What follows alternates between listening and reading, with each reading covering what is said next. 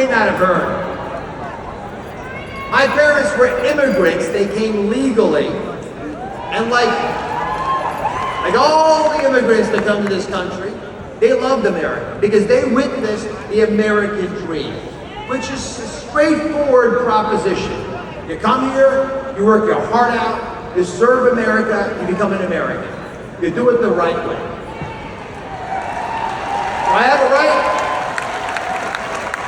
We all believe in the American dream, or at least we thought we would have it.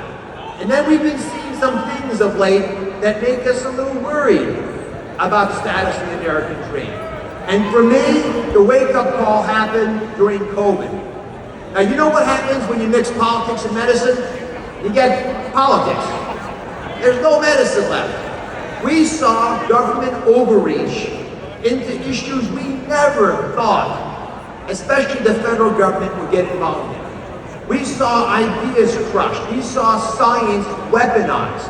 And I began to witness the same thing happening, not just with shutdowns and mandates that were, I believe, not fair to the American people nor based in science, but we saw the same thing happening with the Green New Deal, which cannot happen the way it's designed, certainly the timeline outlined. And when you push back on it, they crush you because it's become an ideology. The same thing happened in our schools. When they would defend teaching 5-year-olds complex ideas about gender, saying the science said it. They said they were following the science, but I'm telling you as a doctor and a scientist, that's not true. We got to push back on what really our values are, our family values in Pennsylvania. Now, I was curious who was saying these things. You probably are too. And then I met the poster child for the far left radical part of the Democratic Party. His name? John Fetterman.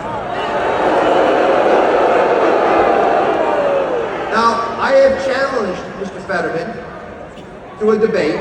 You've been following all the news on this. I'm empathetic. I'm a doctor. I understand how difficult it is when you've had a stroke.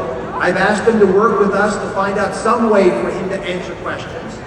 But he hasn't come forth and wanted to talk about it. And I think for democracy to work, you have to answer questions, right? So we're going to do a little pretend debate. Here's what would happen if I was talking to John Fetterman. I'd ask him, how do you defend wanting to release 1/3 of all prisoners from our jails? I'd ask him, why do you want to legalize all drugs? I'd say, why do you want an open border in sanctuary cities? And he'd probably say something like, it sounded good on Twitter. And I'd say, look what it did to our Commonwealth. In Philadelphia, we had the highest murder rate ever last year, and it's going to be worse this year. We've got people coming across the border, human trafficking, making money for cartels, and that money's being used to buy fentanyl.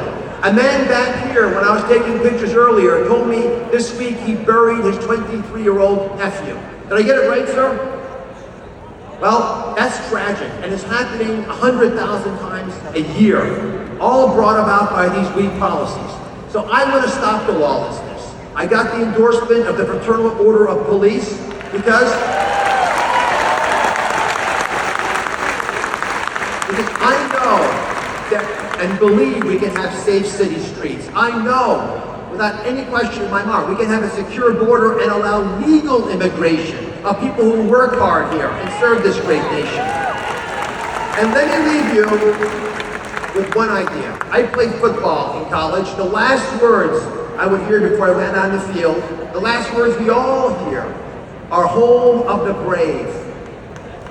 Why is it brave? Because you can't be free if you're not brave. So I'm going to ask you today to be brave. Our nation needs to be brave, perhaps more than ever. And I want you to start saying what you see. I know it's hard. People don't welcome you sometimes when you say what you see. But I'll start. I think the only thing Joe Biden has built back better is the Republican Party. Do I have it right?